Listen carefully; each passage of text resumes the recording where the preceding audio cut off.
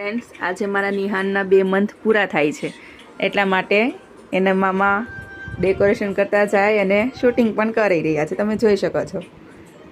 અને મારો મોટો છે શૌર્ય, તે બહાર રાખ્યો છે તોફાનીને, નહીંતર એ બ્લોક પણ ના ઉતારવા દે. જો હવે અમારા શૌર્યભાઈ બહાર નથી રહી શકતા, વેટ નથી કરી શકતા, બહારથી રાડો પાડે છે મમ્મી મમ્મી. હવે હમણાં તોફાનીની એન્ટ્રી થશે એટલે બધી રેડી કરી નાખશે. હવે મારો તોફાની એ